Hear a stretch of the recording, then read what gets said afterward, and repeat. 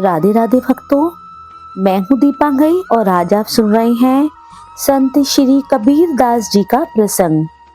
श्री कबीर दास जी ने भक्तिहीन षड दर्शन एवं वर्णाश्रम धर्म को मान्यता नहीं दी। वे भक्ति से विरुद्ध धर्म को अधर्म ही कहते हैं। उन्होंने बिना भजन के योग, यज्ञ, व्रत और दान आदि को व्यर्थ सिद्ध किया। उन्होंने अपने बीजक, रमैनी, शब्दी और साखियों में किसी मत विशेष का पक्षपात न करके सभी के कल्याण के लिए उपदेश दिया है। हिंदू, मुसलमान सभी के लिए उनके वाक्य प्रमाण हैं। वे ज्ञान एवं पराभक्ति की आनंदमय अवस्था में सर्वदा स्थित रहते हैं। श्री कबीर दास जी ने किसी के प्रभाव में आकर मुंह देखी बात नहीं कही। वे जगत के प्रपंचों से सर्वथा दूर रहे। संत श्री कबीर दास जी का जीवन चरित्र सुनिए भक्तों। उच्च श्रेणी के भक्तों में कबीर जी का नाम बहुत आदर और श्रद्धा के साथ लिया जाता है। इनकी उत्पत्ति के संबंध में कई प्रकार की किंवदंतियां हैं। कहते हैं जगत गुरु रामानंद स्वामी के आशीर्वाद से ये काशी की एक विधवा ब्राह्मणी के गर्भ से उत्पन्न हुए। लज्जा के मारे वह नवजात शिशु को लहर तारा के ताल के पास फेंक आई। नीरू नाम का एक जुलाहा उस बालक को अपने घर उठा लाया। उसी ने उस बालक को पाला पोसा। यही बालक कबीर कहलाया। कुछ कबीरपंथी महानुभावों की मान्यता है कि कबीर का आविर्भाव काशी के लहर तारा तालाब के कमल के एक अति मनोहर पुष्प के ऊपर बालक रूप में हुआ था। एक प्राचीन ग्रंथ में लिखा है कि किसी महान योगी के औरस और प्रतीचि नामक देवांगना के गर्भ से भक्तराज प्रहलाद ही कबीर के रूप में सन 1455 ज्येष्ठ शुल्क 15 को प्रकट हुए थे। प्रतीचि ने उन्हें कमल के पत्ते पर रखकर लहर तारा तालाब में तैरा दिया था और नीरू नीमा नाम की जुलाहा दंपत्ति जब तक आकर उस बालक को नहीं ले गए तब तक प्रतीचि उनकी रक्षा करती रही। कुछ लोगों का यह भी कथन है कि कबीर जन्म से ही मुसलमान थे और सियाने होने पर स्वामी रामानंद के प्रभाव में आकर उन्होंने हिंदू धर्म की बातें मानी और जानी। ऐसा प्रसिद्ध है कि एक दिन एक पहर रात रहते ही कबीर पंचगंगा घाट की सीढ़ियों पर जा पड़े। वहीं से रामानंद जी स्नान करने के लिए उतरा करते थे। रामानंद जी का पैर कबीर के ऊपर पड़ गया। रामानंद जी चट राम राम बोले उठे। रामानंद जी झट राम राम बोल उठे। कबीर ने इसे ही श्री गुरुमुख से प्राप्त दीक्षा मंत्र मान लिया और स्वामी रामानंद जी को अपना गुरु कहने लगी। स्वयं कबीर के शब्द हैं, हम काशी में प्रकट भई हैं रामानंद चिताए। मुसलमान कबीर पंथियों की मान्यता है कि कबीर ने प्रसिद्ध सूफी मुसलमान फकीर शेख तकी से दीक्षा ली थी, परंतु कबीर ने शेख तकी का नाम उतने आदर से नहीं लिया है जितना स्वामी रामानंद जी का। इसके सिवा कबीर ने पीर पीताम्बर का नाम भी विशेष आदर से लिया है। इन बातों से यही सिद्ध होता है कि कबीर ने हिंदू मुसलमान भेदभाव मिटाकर हिंदू भक्तों तथा मुसलमान फकीरों का सत्संग किया और उनसे जो कुछ भी तत्व प्राप्त हुआ उसे हृदयंगम किया। जनश्रुति के अनुसार कबीर के एक पुत्र और एक पुत्री थी। पुत्र का नाम था कमाल और पुत्री का नाम कमाली। इनकी स्त्री का नाम लोई बतलाया जाता है। इस छोटे से परिवार के पालन के लिए कबीर को अपने कंधे पर कठिन परिश्रम करना पड़ता था। घर में साधु संतों का जमघट रहता ही था, इसलिए कभी कभी इन्हें फाके मस्ती का मजा भी मिला करता था। कबीर पढ़े लिखे नहीं थे, स्वयं उन्हीं के शब्द हैं। मसी कागद छूयो नहीं, कमल गही नहीं हाथ। कबीर की वाणी का संग्रह बीजक के नाम से प्रसिद्ध है। इसके 3 भाग हैं, रमैनी, शबद और साखी। भाषा खिचड़ी है। पंजाबी, राजस्थानी, खड़ी बोली, अवधी, पूर्वी, ब्रजभाषा आदि कई बोलियों का पंचमेल है। श्री कबीरदास जी सिद्ध संत थे। इनके चमत्कारों के अनेक प्रसंग आज भी जन सामान्य में प्रचलित हैं, परंतु इनका उद्देश्य सिद्धि का चमत्कार प्रदर्शन नहीं, अपितु संत भगवंत की महिमा का ख्यापन है और भगवत भक्ति का प्रचार करना था। कहते हैं कि एक बार प्रयाग में कुंभ के अवसर पर श्री कबीरदास जी भी वहां गए थे तथा तत्कालीन यवन सुल्तान भी इस मुसलमान फकीर शेख तकी को लेकर गया हुआ था।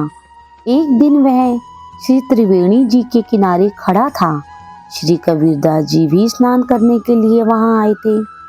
उसी समय एक मृतक बालक का शव बहता चला आ रहा था। शेख तकी ने सुल्तान को दिखाकर कहा, हुजूर देखिए कैसे सुंदर बालक है, दुनिया से चल बसा। सुल्तान ने श्री कबीरदास जी की ओर संकेत करते हुए शेख तकी से कहा, ये साहब से मिले हैं, चाहे तो जिंदा कर सकते हैं। कबीरदास जी को लगा कि यह सुल्तान अपनी सल्तनत के नशे में मेरी भक्ति, प्रभु के प्रति श्रद्धा और विश्वास को चुनौती दे रहा है और एक मुसलमान फकीर के सम्मुख मेरी हंसी उड़ा रहा है। इसलिए उन्होंने सबको पुकार कर कहा, ए बालक, तू कहाँ जा रहा है, आ मेरे पास। इतना कहते ही वह बालक जीवित हो गया और लौटकर कबीरदास जी के पास आकर उनके चरणों में प्रणाम किया। इस अद्भुत चमत्कार को देखकर बरबस ही सुल्तान के मुख से निकल पड़ा, कमाल है। इस पर श्री कबीरदास जी ने उस बालक का नाम ही कमाल रख दिया और उसे अपना पुत्र बना लिया। इसी प्रकार की कथा कमाली के विषय में भी प्रसिद्ध है। वह एक राजकन्या थी।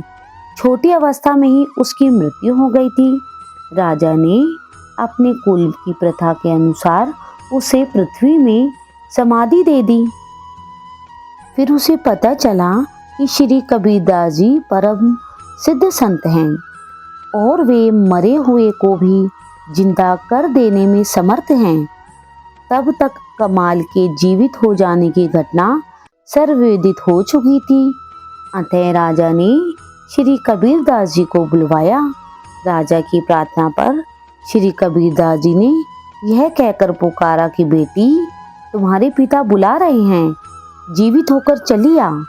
परंतु वह नहीं जीवित हुई। तब श्री कबीर जी ने पुनः कहा कि अच्छा बेटी, तुम्हारे पिता कबीर बुला रहे हैं, जीवित होकर चली आ। इतना कहते ही वे समाधि में से जीवित होकर निकलकर बाहर आ गई। राजा रानी बहुत प्रसन्न हुए। वे प्रेम पूर्वक उसे गोद में लेकर घर ले जाने लगे। तब उस राजकन्या ने कहा कि मैं जिस पिता के नाम पर जीवित हुई हूँ उन्हीं के साथ जाऊंगी। राजा रानी ने भी उसे श्री कबीरदास जी के ही चरणों में डाल दिया। इनके संबंध में इसी प्रकार की एक और कथा प्रसिद्ध है। एक बार बलक बुखारा के बादशाह का पुत्र मर गया। उसे किसी से ज्ञात हुआ कि भारत में अनेक बड़े बड़े सिद्ध फकीर हैं जो मृत व्यक्ति को भी जिंदा कर देते हैं। अतः उसने अपने पुत्र को जीवित कराने के लिए अपने वजीर को किसी संत को लाने के लिए भारत भेजा। वह समय भक्ति काल का था।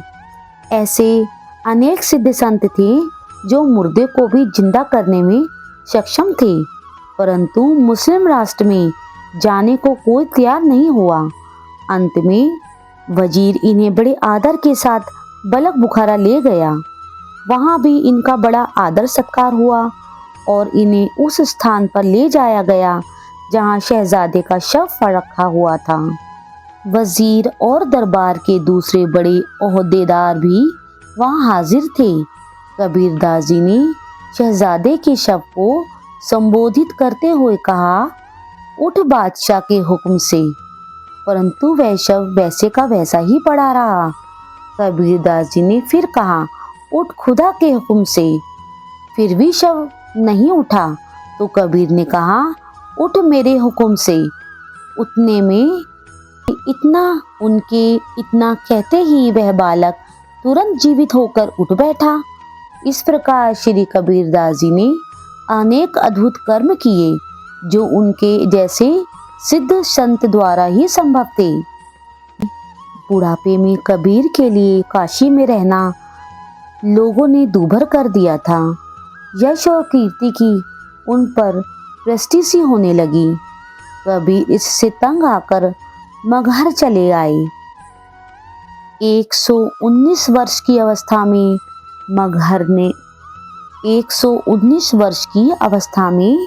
मगहर में ही उन्होंने शरीर छोड़ा। संत शिरोमणि कबीर का नाम उनकी सरलता और साधुता के लिए संसार में सदा अमर रहेगा। ऐसा कोई ना मिला सत्य नाम कामी, तन मन सौंपे मिरग ज्यो सुन बधीर का गीत। सुख के माते सिल परे जो नाम हृदय से जाए, बलिहारी बाग दुख की पल पल नाम रटाए। तन थिर मन थिर वचन थिर सूरत निरत थिर होए, कह कबीर इस पलक को कल्प न पावे कोई। माली आवत देख के कलियां करे पुकारी, फूल फूल चुननी लिए काली हमारी बारी। सो तो सुपिन मिले जागो तो मन माही, लोचन राता सुधी हरी बिछुरत कबू नाही। हंस हंस कंत न पाया जिन पाया तिन होय, हास खेल पिय मिले तो कौन दुहागिन होय। चूड़ी पटको पलंग से चोली लावो आगी, जाकारन ये तंदरा ना सुत गल लागी। सब रगता तेरा बाब तन बिरे बजावे नित, और न कोई सुनी सके के साईं के चित। कबीर प्याला प्रेम का अंतर लिया लगाए, रोम रोम में रमी रहा और अमल क्या खाए।